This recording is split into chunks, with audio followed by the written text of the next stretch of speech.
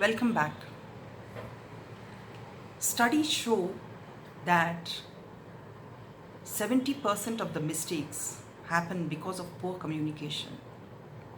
Now, avoiding these mistakes is one reason why people communicate. But apart from that, what are the other reasons why people communicate? People communicate to either advise, to motivate, or be motivated, or they communicate to sell, or they communicate to get the information or give the information, and sometimes to uh, gain credibility, sometimes to get validated, sometimes to even abuse, and also to cheat. So there are various reasons why people communicate. Now, what is the result of poor communication? Let's examine that. The effect of poor communication is failed businesses, failed relationships, and then absenteeism and loss of creativity, loss of sleep, and low self esteem, and people not losing the interest in their work, demotivated, being demotivated. So, there is again a list of all these effects of poor communication or ineffective communication.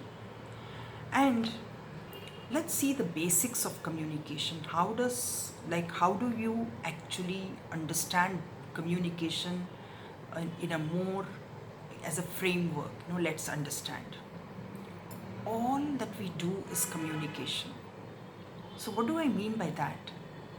Actually, communication is more visual, and then it's more, depends on the voice that you use, the tone, and then last but not the least, it's the words.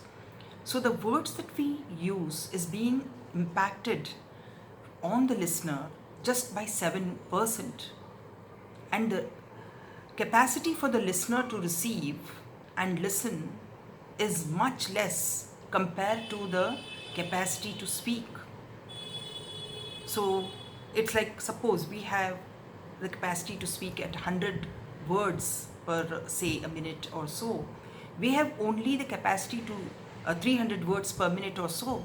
We have only the capacity to receive and absorb only 100 words per. So it's like the ratio.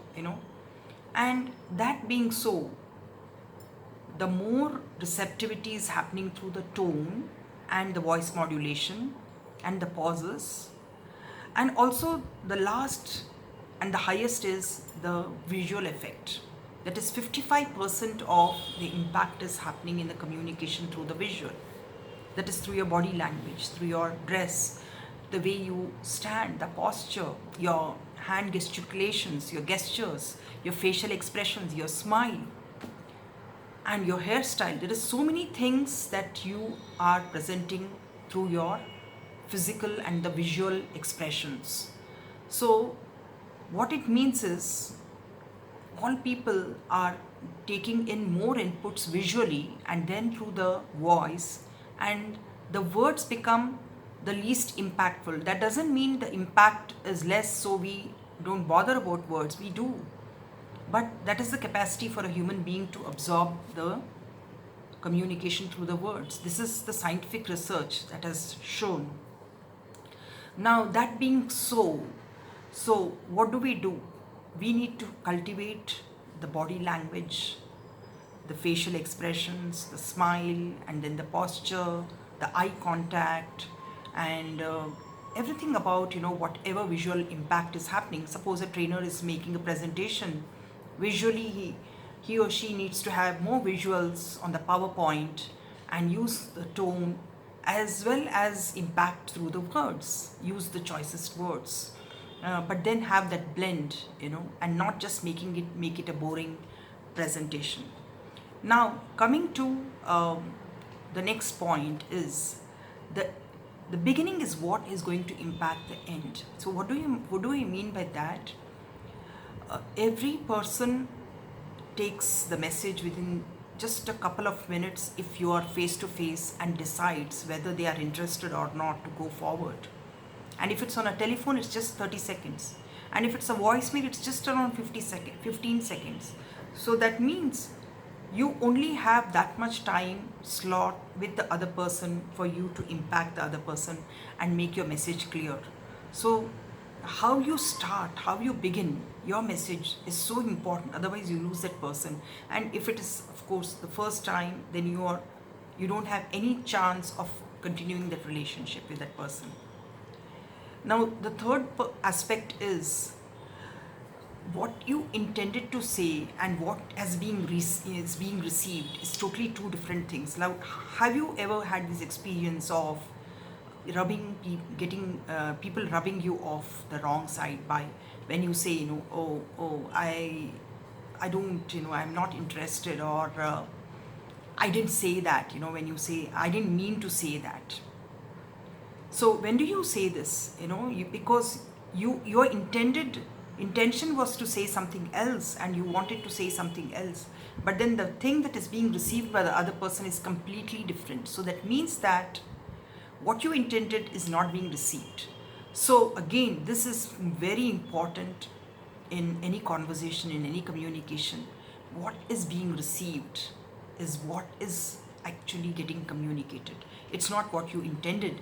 Your intentions may be great, but then if that is not being received by the other person, then that communication goes for a toss.